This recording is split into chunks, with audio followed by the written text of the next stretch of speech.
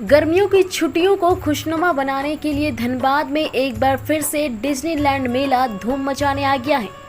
लेकिन इस बार धनबाद वासियों को कुछ खास अनुभव करने का मौका मिल रहा है। इस बार मेले का मुख्य आकर्षण अंडर वाटर फिश टर्नल है। इस अंडर वाटर फिश टर्नल के अंदर आपको मिलेगी रंग बिरंगी मछलियों के साथ कई अन्य समुद्री जीव।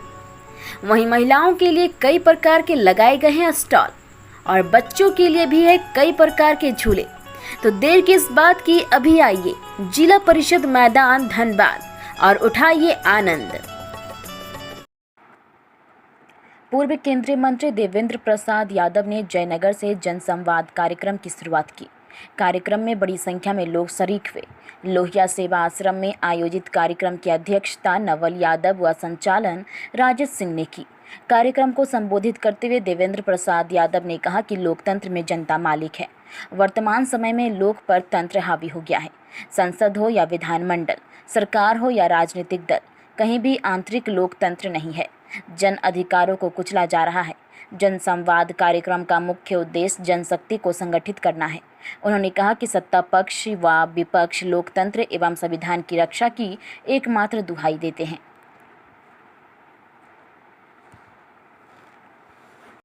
अतिक्रमण हटाए भूमिहीन लोग हैं। 60-70 वर्ष से कमला नदी के पश्चिमी तट किनारे घर बनाकर सब परिवार गरीब लोग गुजर बसर कर रहे हैं। गरीबों को उजाड़ने से पहले हम ये जल संसाधन विभाग के मंत्री से बात करेंगे, मुख्यमंत्री को पत्र लिखेंगे।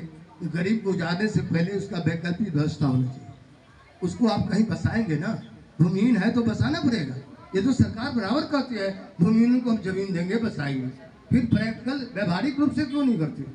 तो इनको वैकल्पिक व्यवस्था करिए और तब उनको घर जो उजाड़िएगा उसका मुआवजा दिए। ये दो काम कर दीजिए, ये लोग स्वतः घर छोड़ देगा, जैसा हमको बता इसमें लिखा। तो मैं इस मांग को हाई लेवल पर जितना मुझे क्षमता है, क्योंकि मैं आज जनसंवाद में केवल भाषण देने नहीं आया, जन समस्याओं को भी देखना चाहता हूँ। गाँव में किसान को पानी नहीं मिलता टाइम पर। गाँव में आप जाइए तो चापाकल चापाकल में पानी नहीं आता, पानी नीचे चला जा रहा है। कोई चिंता नहीं है किसी को। वोट में केवल 5 साल पर आता है। जनता अब नेता से डिस्कनेक्ट हो चुकी है।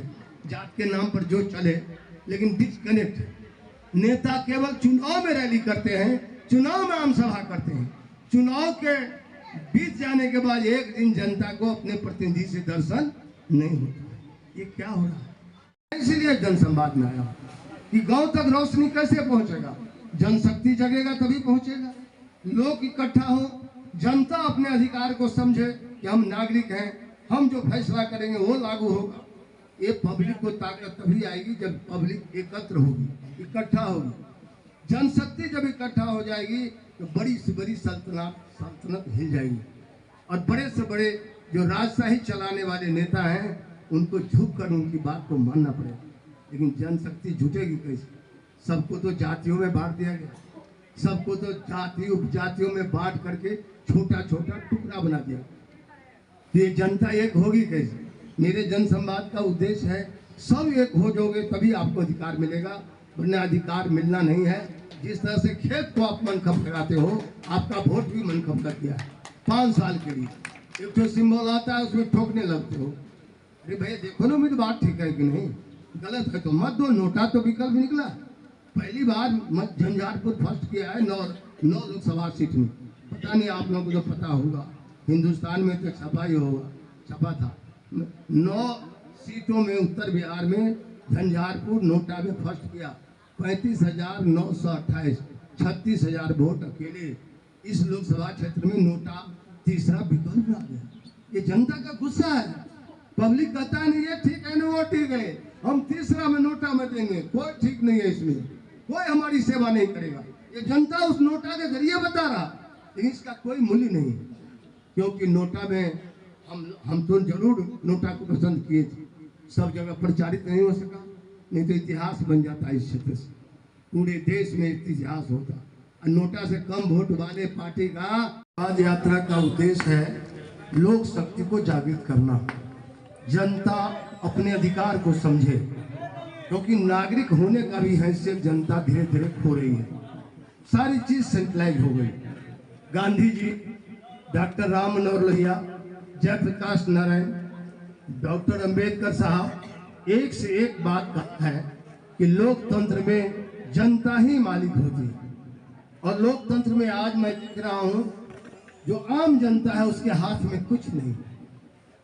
पार्टी सत्ता हो चाहे राज सत्ता हो, सभी सेंट्रलाइज हो चुका, केंद्रीकरण है। दिल्ली से पार्टी चलती है, पटना से पार्टी चलती है। पार्टी अब गांव से नहीं चलती है।